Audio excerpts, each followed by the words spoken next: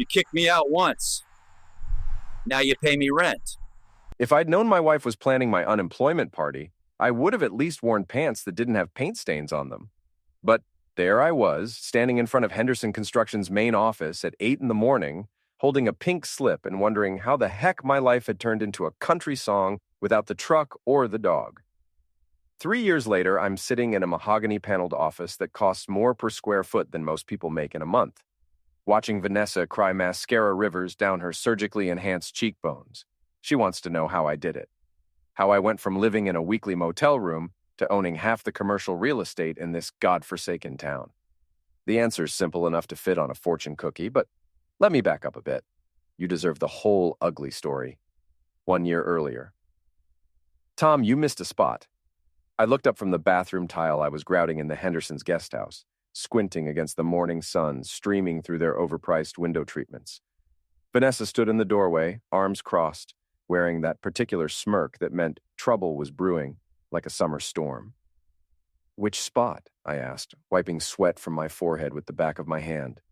The one where you actually care about this marriage. Real subtle, Van. About as subtle as a brick through a church window. I'd been married to Vanessa Porter.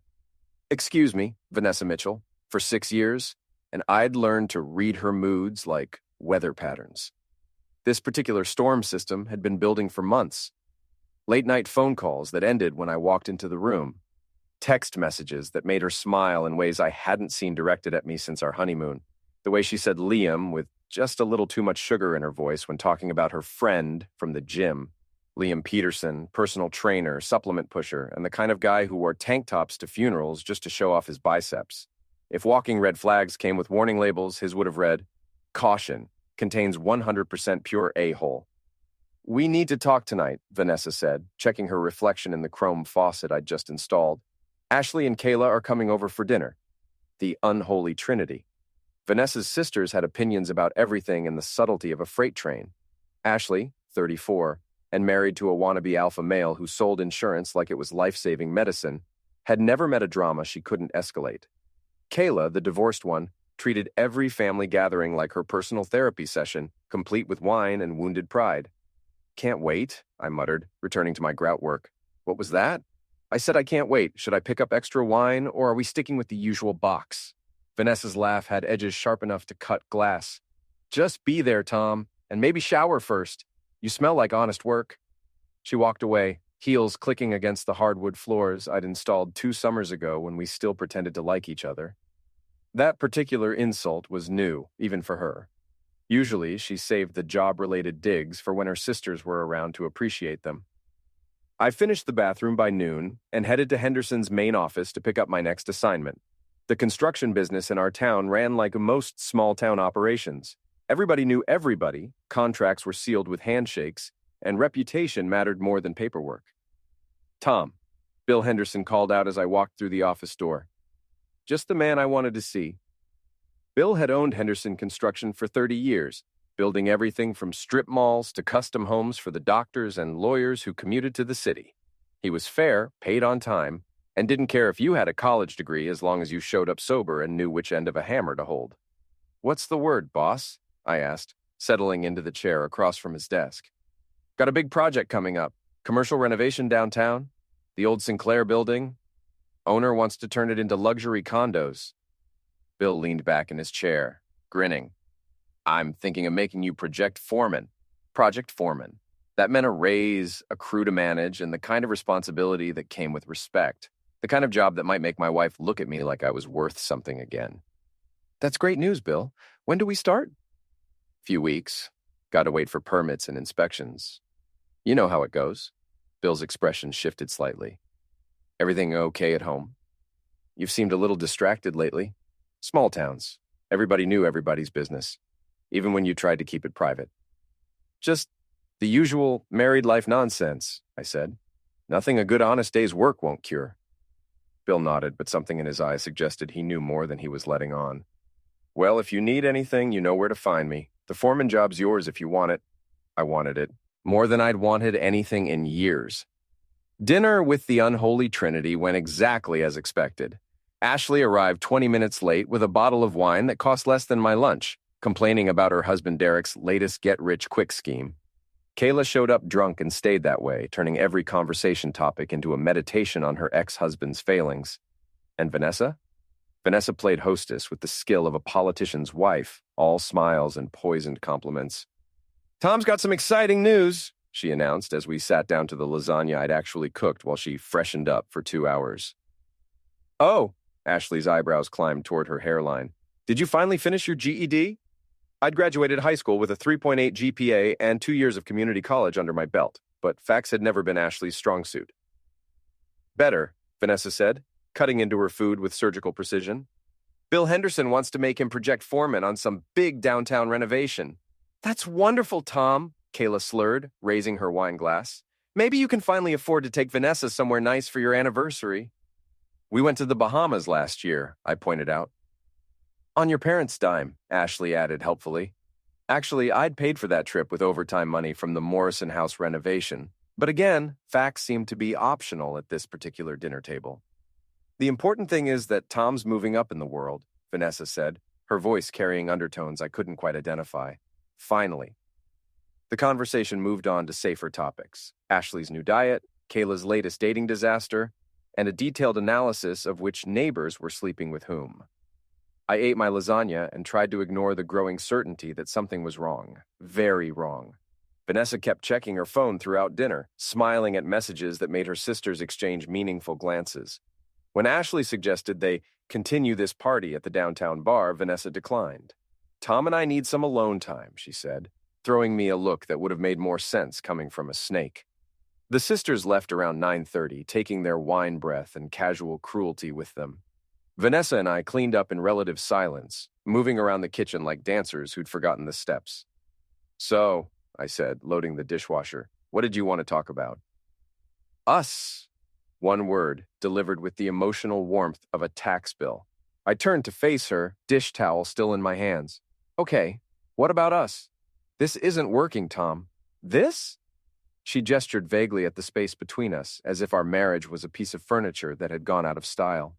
This us. The whole pretending to be happy thing. I'd known this conversation was coming for months, but hearing it out loud still hit like a punch to the solar plexus.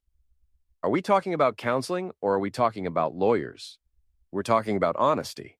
Vanessa crossed her arms, settling into what I'd learned to recognize as her negotiation pose. "I haven't been happy for a long time, Tom, and I don't think you have either." She wasn't wrong. Happiness had become a rare visitor in our house, showing up occasionally for holidays and special occasions before disappearing again like smoke. But marriages went through rough patches. People worked through their problems. People tried. "What do you want me to do, Van?" "I want you to admit that this isn't working. I want you to stop pretending everything's fine when it's not. I want you to be honest about what we both know. Which is that you're not enough." The words hung in the air between us like toxic gas. Not enough. Not smart enough. Not successful enough. Not sophisticated enough. Not enough to keep her interested. Not enough to make her happy. Not enough to matter. Is there someone else? The question slipped out before I could stop it. Vanessa's expression flickered for just a moment, a tell so subtle I might have missed it if I hadn't been watching her face for 6 years. "This isn't about someone else, Tom. This is about us." "That's not an answer. It's the only answer you're getting tonight." She walked upstairs, leaving me alone in the kitchen with dirty dishes and the growing certainty that my life was about to get much more complicated. The call came at 7:15 the next morning. I was drinking coffee and trying to pretend the previous night's conversation had been a nightmare when my phone rang. "Tom?" Bill Henderson's voice sounded strained. "I need you to come to the office, right now." "What's wrong?" "Just come to the office. And Tom, you might want to bring a lawyer." The drive to Henderson Construction took 8 minutes that felt like 8 hours. Bill's secretary, Mrs. Garcia, avoided eye contact when I walked through the front door. That was my first clue that whatever was happening, it was bad. Bill's office door was closed. Through the glass, I could see him sitting across from a woman in a dark suit and a man I recognized as Jerry Walsh, the owner of Walsh Security Services. Jerry provided security guards for most of the construction sites in town. The woman in the suit looked up as I knocked. Her expression was about as friendly as a tax audit. "Tom Mitchell?" she asked as I entered the office. "That's me." I'm Sandra Rodriguez from Human Resources Consulting. Mr. Henderson has asked me to handle a sensitive personnel matter. Personnel matter. In HR speak, that was like saying the Titanic had experienced a minor water incursion. What kind of personnel matter? She opened a folder on Bill's desk, revealing what looked like printouts of text messages and several photographs. We've received a complaint alleging inappropriate workplace behavior. Inappropriate how? Inappropriate conduct, creating a hostile work environment, misuse of company property for personal gain. She rattled off the charges like she was reading a grocery list. The complainant has provided detailed documentation of the alleged incidents. I looked at Bill, who couldn't seem to meet my eyes. Who's the complainant? Sandra consulted her paperwork. The complaint was filed by 3 individuals who wished to remain anonymous initially, but have since agreed to be identified. Ashley Morrison, Kayla Porter, and she paused, checking the paperwork again. Vanessa Mitchell, my wife. My wife had filed a formal complaint against me for inappropriate conduct. The room started spinning. I sat down heavily in the chair across from Bill's desk, trying to process what I was hearing. That's impossible, I said. I work construction. The only women on most of my job sites are clients, and I barely interact with them. Sandra pulled out a photograph. It showed me talking to Janet Morrison, a wealthy divorce lawyer who'd hired us to renovate her home office. In the photo, I appeared to be standing very close to her, my hand on her shoulder. This was taken 3 weeks ago at the Morrison residence, Sandra said. According to the complaint, you made unwelcome advances toward Mrs. Morrison and several other female clients. I stared at the photograph, trying to remember the context. Then it hit me. She was crying, I said. Her divorce had just been finalized. She was upset about something her ex-husband had said, and I offered her a tissue. That's all. The complainants tell a different story. Sandra produced more evidence. Text messages that appeared to be from me, making suggestive comments to various women. Photos that seemed to show me in compromising situations with female clients. Voice recordings of conversations that supposedly took place on job sites. It was elaborate. It was detailed. It was completely fabricated. And it was devastating. Mr. Mitchell, Bill said finally, his voice heavy with something that might have been regret. I've known you for 5 years. I've never seen you act inappropriately toward anyone, but this, he gestured at the evidence spread across his desk. This is serious stuff. The insurance company is involved. There could be lawsuits. I have to protect the business. Bill, you know me. You know I wouldn't... I know what I thought I knew, he interrupted. But people are complicated, Tom. Sometimes they surprise you. Jerry Walsh cleared his throat. Mr. Mitchell, I'm going to have to ask you to turn in your keys and any company property. Someone will escort you to your truck to collect your personal items. Escorted, like a criminal, like someone who couldn't be trusted not to steal the stapler on his way out. The walk to my truck felt like a death march. Every worker in the yard stopped what they were doing to watch.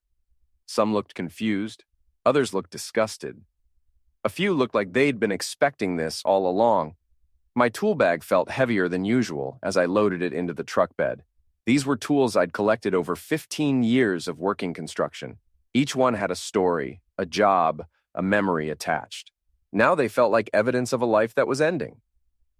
As I drove away from Henderson Construction for the last time, I caught sight of a familiar SUV parked across the street. Liam Peterson sat behind the wheel, talking on his phone and grinning like he'd just won the lottery. The story spread through town like wildfire in August.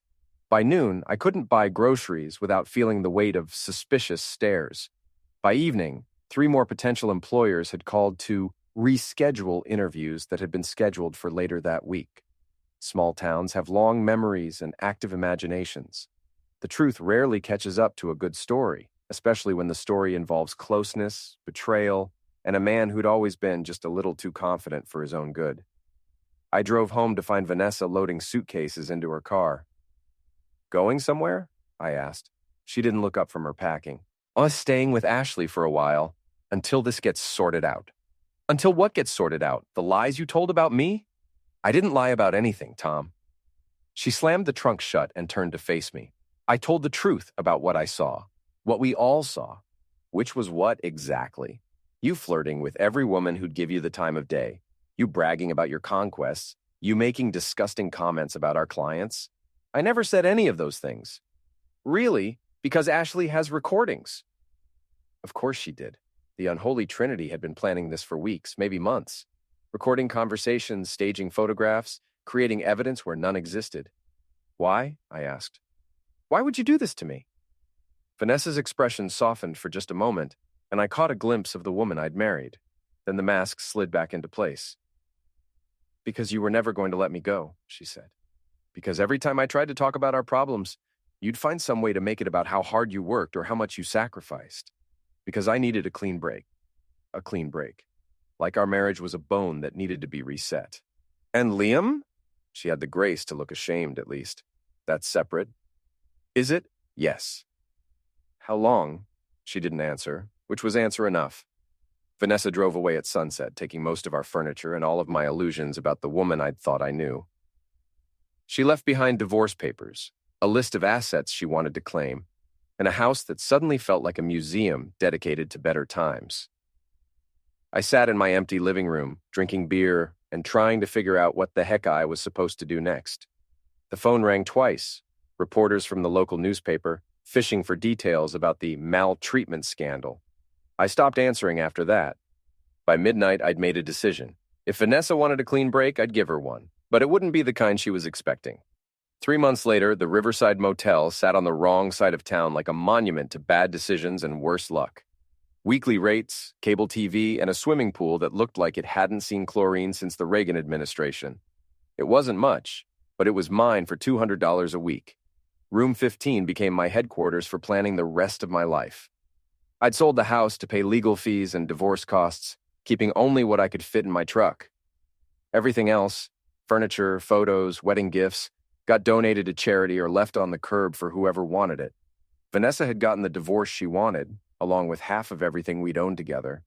She was living in a downtown apartment with Liam, posting pictures on social media of their adventures and their new beginning. Her sisters had been suspiciously quiet about the whole thing, but I'd heard through the grapevine that they were telling everyone who'd listen how they'd always known. I wasn't good enough for their sister. Small-town justice. Swift, brutal, and usually wrong. I spent my days looking for work and my nights planning, not revenge. That was too simple, too crude. I was planning something much more sophisticated than revenge. I was planning justice. The construction industry has blacklisted me, thanks to the maltreatment charges that had never been formally filed, but had spread like gospel truth through the contractor's network. But construction wasn't the only thing I was good at. During my 2 years of community college, I'd studied business management and accounting.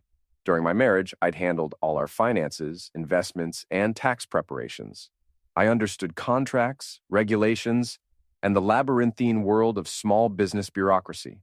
Most importantly, I understood people. Vanessa had orchestrated my downfall with the precision of a military operation, but she made one crucial mistake. She'd assumed I was too stupid to figure it out and too beaten down to fight back. She was wrong on both counts.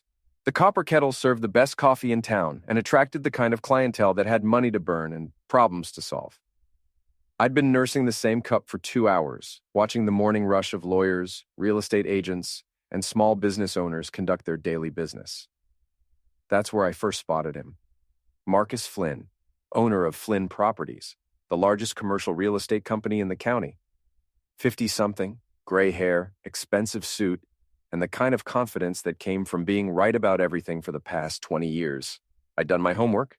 Flynn Properties was successful, profitable, and chronically understaffed. Marcus Flynn was a micromanager who couldn't delegate, which meant he was constantly behind on paperwork, property inspections, and client communications. He was also, according to the business journals I'd been reading, actively looking for a property manager who could handle the administrative side of his business. I finished my coffee, straightened my tie, the first tie I'd worn in months, and approached his table. "Mr. Flynn, sorry to interrupt, but I wanted to introduce myself. Tom Mitchell." He looked up from his newspaper, sizing me up with the quick efficiency of a man who'd learned to read people for profit. "Do I know you, Mr. Mitchell?" "Not yet, but I'd like to discuss a business proposition if you have a few minutes." Something in my tone must have intrigued him, because he folded his newspaper and gestured to the empty chair across from him. "I'm listening." I sat down and pulled out a folder I'd been preparing for weeks. Inside were property assessments, market analyses, and a detailed business plan for streamlining his operation. I've been studying your business model, I began. Flynn Properties handles more commercial real estate than anyone in the county, but your overhead costs are destroying your profit margins. Marcus's eyebrows climbed toward his hairline. You've been studying my business model? Public records are public, Mr. Flynn. Tax filings, property purchases, rental agreements. It's all there if you know where to look. I opened the folder and showed him a spreadsheet I'd created. You're spending 40% more on property management than you need to. You're missing out on at least 6 figures in potential rental income because you don't have time to properly screen tenants or negotiate leases. He studied the spreadsheet, his expression growing more interested by the minute. This is comprehensive, he said finally. What's your background, Mr. Mitchell? Accounting? Business management? Construction management, mostly, but I've been handling my own investments and business planning for years. I understand contracts, regulations, and how to make things run efficiently. It was true as far as it went. I just didn't mention that my investments consisted of a modest retirement account and the house I'd been forced to sell. What exactly are you proposing? Let me manage your properties for 6 months. I'll reduce your operating costs by 20% while increasing your rental income by at least 15%. If I don't deliver those results, you don't pay me. Marcus leaned back in his chair, considering. That's a bold offer. What makes you think you can deliver results like that? Because I'm hungry, I said simply, and because I don't have anything left to lose. Something in my eyes must have convinced him, because he smiled for the first time since I'd sat down. When can you start? 6 months later. Flynn Properties became my laboratory for learning how money really worked in small-town America. Not the money that construction workers like me had always chased, hourly wages and overtime pay, but the real money that flowed through property deals, business acquisitions, and carefully structured contracts. I delivered on my promises to Marcus Flynn. Operating costs dropped 23%. Rental income increased by 18%. More importantly, I learned how to read financial statements, negotiate contracts, and identify opportunities that other people missed. Marcus was impressed enough to offer me a permanent position as his business manager, complete with a salary that made my old construction pay look like lunch money. But I had bigger plans. During those 6 months, I'd been watching, learning, and planning. I knew which properties were about to go on the market. I knew which business owners were struggling with cash flow problems. I knew which contractors were reliable and which ones cut corners. Most importantly, I knew exactly how to use that information. The bank loan officer looked skeptical as he reviewed my application. Jeffrey Walsh, no relation to Jerry from the security company, had been turning down loan applications longer than I'd been working construction. Mr. Mitchell, he said, adjusting his glasses, your credit score is solid and your current employment history is impressive, but you're asking for a substantial sum to purchase a property that most people would consider a renovation nightmare. The property in question was the old Hartley warehouse, a 30,000 square foot brick building that had been sitting empty for 2 years. The owner, an elderly man named Robert Hartley, was desperate to sell after his son had moved to California and left him holding a property he couldn't afford to maintain. I understand your concerns, I said, sliding a folder across his desk. But I think you'll find my business plan addresses most of the risk factors. Jeffrey opened the folder and began reading. I'd spent 3 weeks preparing this presentation, analyzing comparable properties, researching renovation costs, and identifying potential tenants. You're proposing to convert this into multi-use commercial space? Exactly. Ground floor retail, second floor office space. The location is perfect. 3 blocks from downtown, plenty of parking, easy access to major roads. I pointed to a page in my business plan. I already have 3 potential tenants interested in leasing space, pending completion of renovations. This was true. Marcus Flynn had introduced me to several small business owners who were looking for affordable commercial space. They'd expressed genuine interest in the Hartley property, assuming it could be properly renovated. The renovation costs seem optimistic, Jeffrey said diplomatically. I have 15 years of construction experience. I know how to manage a project like this efficiently and cost-effectively. I also have connections with reliable contractors who can deliver quality work at reasonable prices. Jeffrey continued reading. After 15 minutes, he looked up with an expression I'd learned to recognize as cautious interest. This is a well-prepared proposal, Mr. Mitchell, but it's still a significant risk for someone with limited real estate experience. Every successful investor started somewhere, I said. I'm offering a solid business plan, a reasonable down payment, and a commitment to see this project through to completion. What more do you need? References. I'll need to speak with your current employer and at least 2 previous clients or business partners. I smiled. I can provide those. Marcus Flynn gave me a glowing recommendation describing me as the most competent property manager I've worked with in 20 years. 2 of the contractors I'd met through Flynn Properties vouched for my knowledge of construction and project management. Jeffrey Walsh approved my loan application on a Thursday afternoon in November. By Friday, I owned the Hartley warehouse and had my first real estate investment. The renovation took 4 months. I hired crews I'd worked with during my construction days, men who'd been shocked to hear about my maltreatment charges and relieved to discover that the stories had been greatly exaggerated. They worked hard and charged fair prices, grateful for steady employment during the slow winter months. By spring, the Hartley building was fully occupied. The ground floor housed a boutique coffee shop, a yoga studio, and a custom furniture maker. The second floor was divided into 6 office suites, all of which were leased to small businesses that couldn't afford downtown rent prices. The building generated enough income to cover the loan payments, property taxes, and maintenance costs, while providing me with a modest monthly profit. More importantly, it established me as a legitimate player in the local real estate market. It was time for phase 2 of my plan. 1 year later. Tom Mitchell. Well, would you look at that? I turned from the bar where I'd been nursing a bourbon and found myself face to face with Danny Morrison, Ashley's husband. He looked exactly the same as he had 2 years ago, slightly overweight, badly dressed, and radiating the desperate confidence of a man who'd never quite lived up to his own expectations.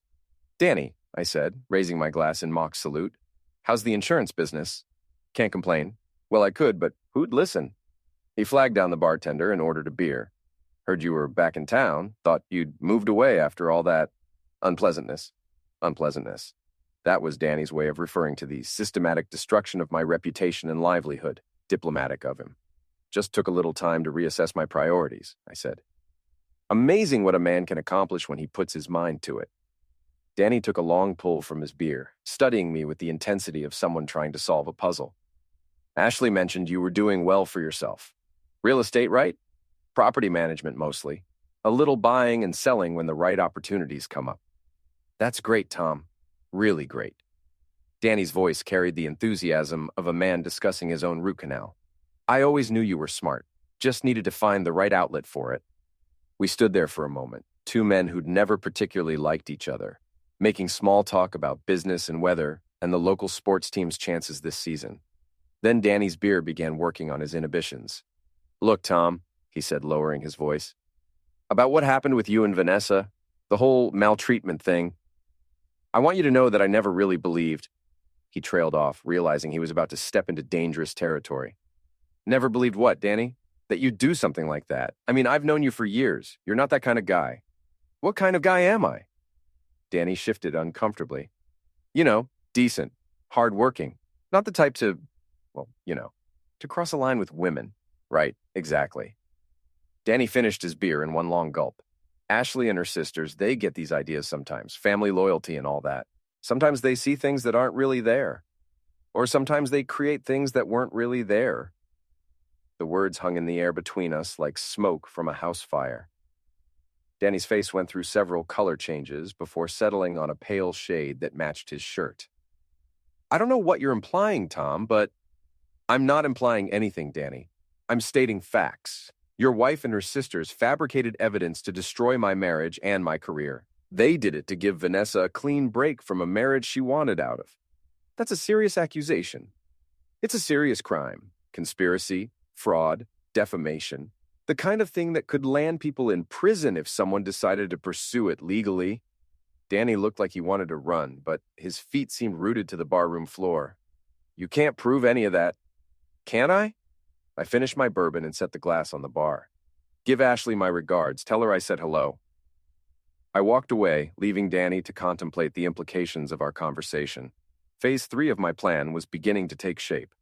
2 years later, the success of the Hartley building had opened doors I'd never known existed. Within 18 months, I'd purchased and renovated 3 more properties, each one more profitable than the last. My net worth had increased from basically nothing to somewhere in the mid-6 figures. More importantly, My reputation had undergone a complete transformation. The maltreatment charges that had once defined me in the local community had been overshadowed by business success and community involvement. I joined the Chamber of Commerce, donated money to local charities, and hired unemployed construction workers for my renovation projects. People forgot their suspicions when you helped put food on their tables. I was reviewing tenant applications in my downtown office when Marcus Flynn knocked on my door. "Got a minute, Tom?" "Always have time for the man who gave me my first break," I said, gesturing for him to take a seat. "What's on your mind?" Marcus settled into the chair across from my desk, looking uncharacteristically serious. "Heard some interesting news today. Thought you should know about it." "I'm listening." "Vanessa Morrison is getting divorced. Again." The news hit me like cold water. Vanessa had married Liam Peterson 6 months after our divorce was finalized, in a ceremony that made the social pages of the local newspaper. They'd seemed happy, at least in the carefully curated photos they posted on social media. "What happened?" "Same thing that happened with you, near as I can tell. Liam got caught stepping out with someone else, yoga instructor from his gym." Marcus shook his head. "Some people never learn." I felt a moment of something that might have been sympathy.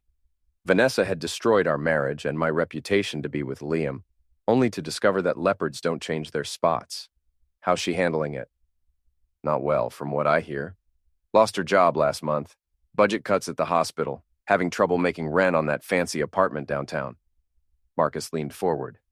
"Word is she's been asking around about you." "Asking what?" "How you managed to turn things around so quickly. How you went from living in a motel to owning half the commercial buildings on Main Street." Marcus smiled. "People are starting to call it the Mitchell method." "The Mitchell method?" I liked that. "What kind of questions has she been asking?" "The usual small-town gossip stuff. Where you got the money for your first property purchase. Whether you had investors or partners. Whether you're still single." Marcus paused. "Whether you're still angry about what happened between you two." I considered this information carefully. Vanessa's curiosity about my success wasn't surprising. What surprised me was that she'd waited this long to start asking questions. "Thanks for the heads up," I said finally. "I appreciate you keeping your ears open." "No problem. Just thought you should know she's been sniffing around." Marcus stood to leave. "By the way, that property you asked me to research? The old Morrison place? It's going up for auction next month. Bank foreclosure? The Morrison place. Ashley and Danny's house, where I'd installed bathroom tile and endured countless family dinners filled with casual cruelty. The house where Vanessa's sisters had plotted my downfall while drinking cheap wine and congratulating themselves on their cleverness. "Thanks, Marcus. I'll keep that in mind." After he left, I sat in my office and considered the possibilities. Ashley and Danny Morrison were losing their house to foreclosure. Vanessa was divorced, unemployed, and asking questions about my success. Kayla, the third member of the unholy trinity, was still single and working as a part-time bookkeeper for small businesses. The dominoes were falling exactly as I'd hoped they would. It was almost time for the final phase of my plan. The Morrison House auction was held on a Tuesday morning in March. I arrived early and positioned myself at the back of the crowd, watching as various investors and speculators examined the property that would soon be up for sale. Ashley and Danny stood on the front porch looking like mourners at their own funeral. 2 years of bad financial decisions and Danny's failed business ventures had finally caught up with them. The house would be sold to the highest bidder, and they would walk away with nothing. The auctioneer called for opening bids at $60,000, about half what the house had been worth before the market downturn. Several investors raised their hands, driving the price up in $1,000 increments.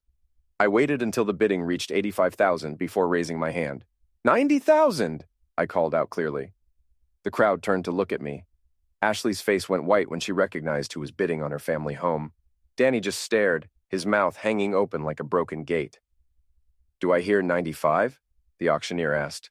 One other bidder raised his hand, then dropped out when I immediately countered with 100,000. The house that had once hosted dinner parties where I was the entertainment sold to me for $105,000. I approached Ashley and Danny as the crowd dispersed. They stood frozen on the porch steps, watching their former neighbors congratulate me on my purchase.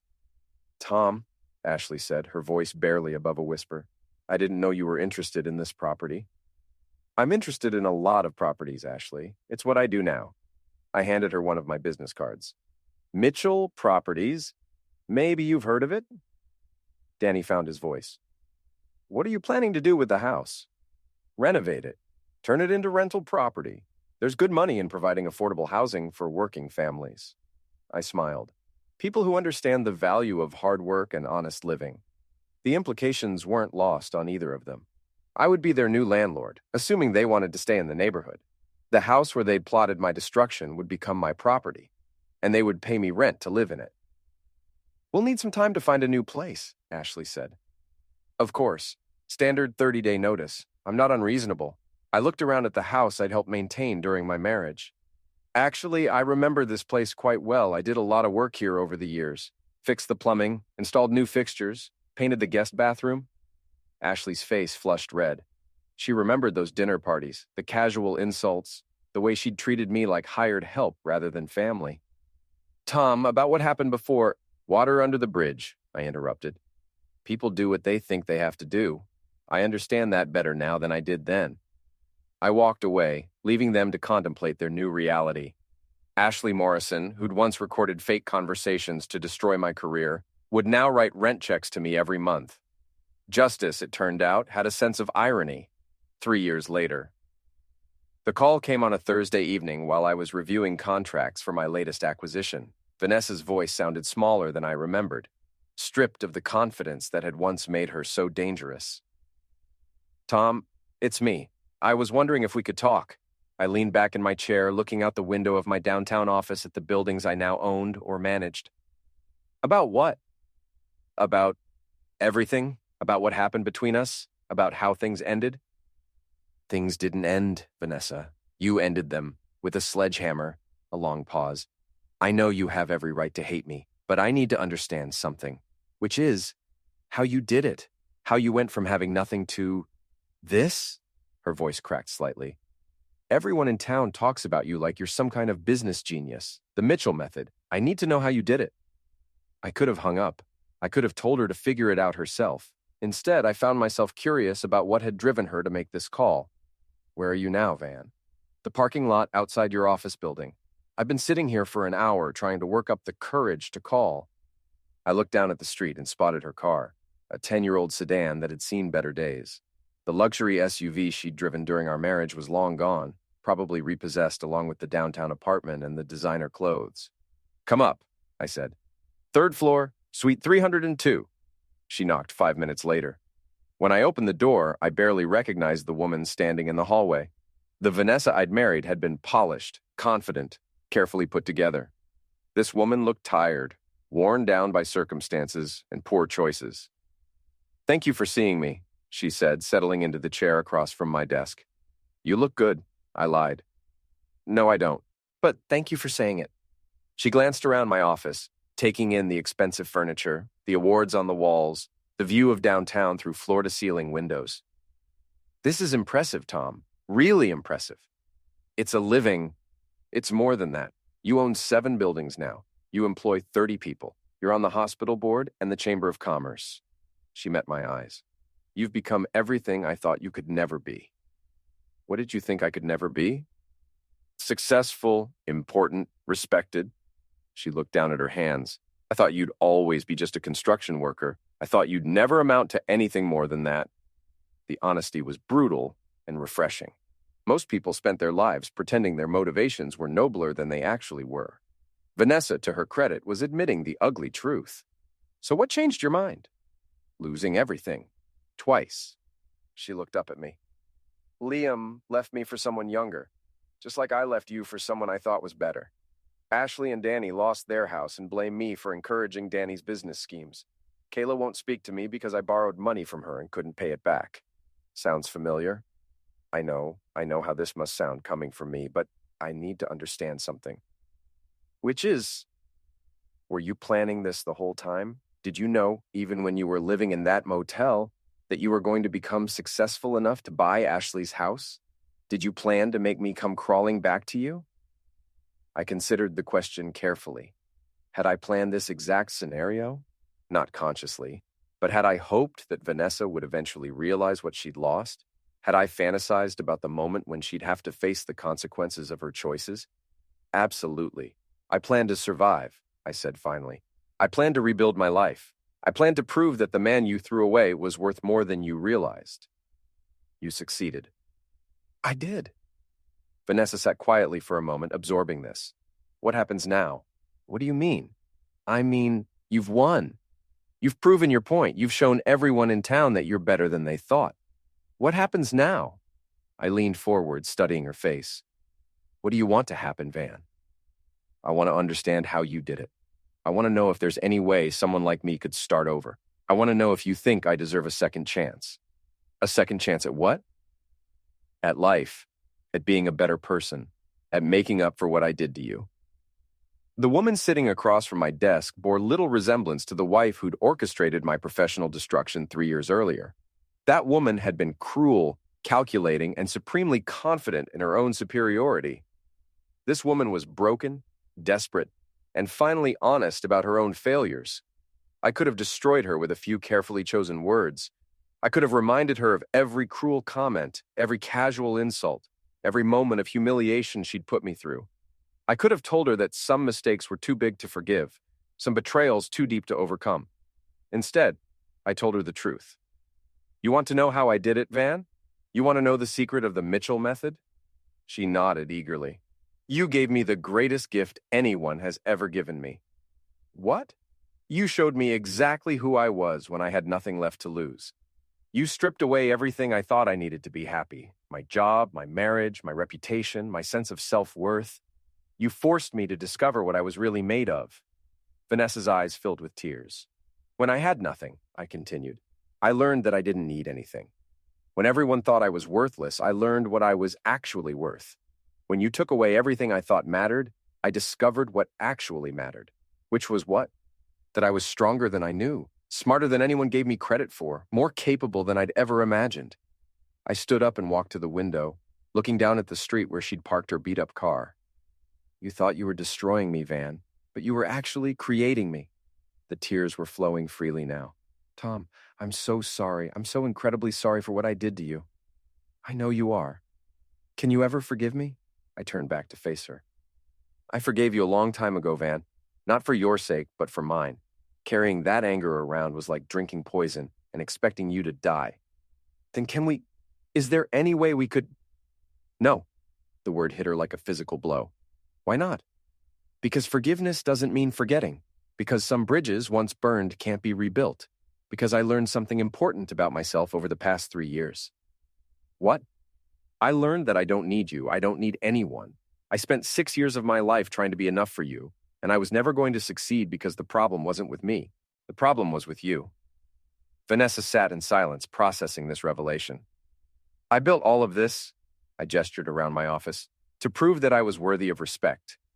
But somewhere along the way, I realized I didn't need to prove anything to anyone. I was already worthy. I always had been. So, what happens to me now? That's up to you, Van. You're a smart woman when you're not making emotional decisions. You're capable of more than you've shown. But you have to figure out who you are when you're not defined by the men in your life. I walked back to my desk and pulled out a business card, not one of mine, one that belonged to Sarah Martinez, a career counselor who specialized in helping women rebuild their professional lives after major setbacks. Call her, I said, handing Vanessa the card. Tell her I sent you. She'll help you figure out what comes next. Vanessa took the card with shaking hands. Why are you helping me? Because holding grudges is bad for business. Because success without generosity is just wealth. Because despite everything you did to me, I don't want to see you destroy yourself. She stood up slowly, clutching the business card like a lifeline. Thank you, Tom, for everything. You're welcome. She walked to the door, then turned back. Can I ask you one more question? Sure. Do you ever miss it? Being married to me? I considered the question honestly. I miss being married. I miss having someone to share good news with, someone to come home to, someone who cared about my day. But I don't miss being married to the woman you were then. And I'm not interested in being married to the woman you are now. Vanessa nodded, understanding. Goodbye, Tom. Goodbye, Van. She left my office for the last time, closing the door quietly behind her. I stood at my window and watched her drive away in her beat-up sedan, disappearing into the traffic like smoke from an extinguished fire. 6 months later, The annual Chamber of Commerce dinner was held at the Riverside Country Club, the same venue where Vanessa and I had attended our wedding reception 7 years earlier. The irony wasn't lost on me as I accepted the award for Small Business Owner of the Year. Tom Mitchell represents everything this community values, the chamber president said as he handed me the crystal trophy. Hard work, determination, and the belief that anyone can succeed if they're willing to put in the effort. The applause was genuine and sustained. I looked out at the crowd of local business owners, politicians, and community leaders, many of whom had shunned me 3 years earlier when my reputation was in ruins. Success, I'd learned, was the ultimate form of redemption. After the ceremony, I mingled with the other award recipients and their families. Several people congratulated me on my speech about the importance of perseverance and second chances. A few asked for business advice or investment opportunities. Tom Mitchell, you son of a witch. I turned to find Danny Morrison approaching with his usual lack of grace. He looked better than he had at the house auction, less desperate, more stable. I'd heard through the grapevine that he'd found steady work with an insurance agency and was slowly rebuilding his finances.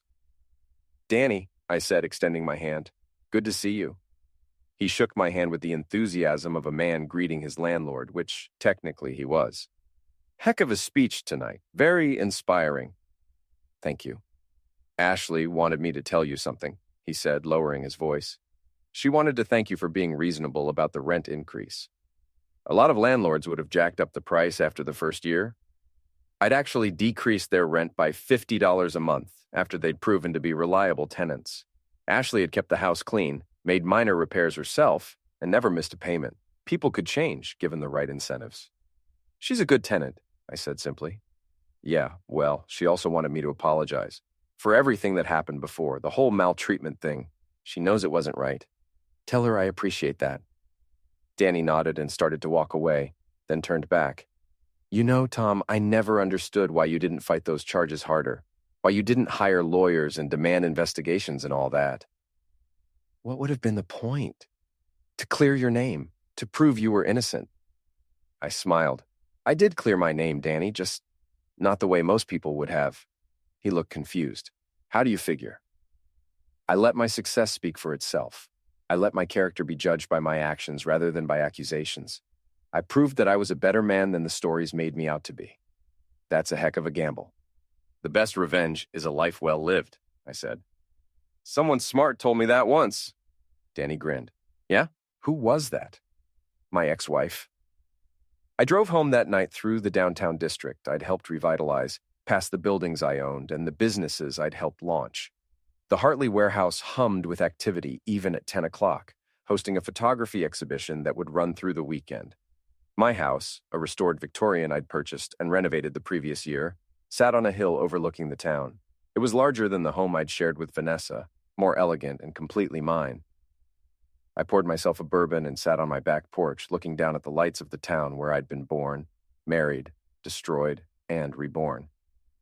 Somewhere down there, Vanessa was probably finishing her shift at the accounting firm where she'd found work 3 months earlier. Ashley and Danny were watching television in the house I now owned.